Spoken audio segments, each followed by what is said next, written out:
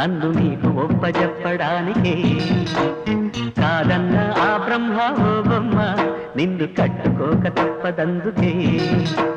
మొగ్గ తుంచుకుంటా నా అగ్గి దించుకుంటా నీ సిగ్గు అంచు వెంట నా ముగ్గులేసుకుంటా.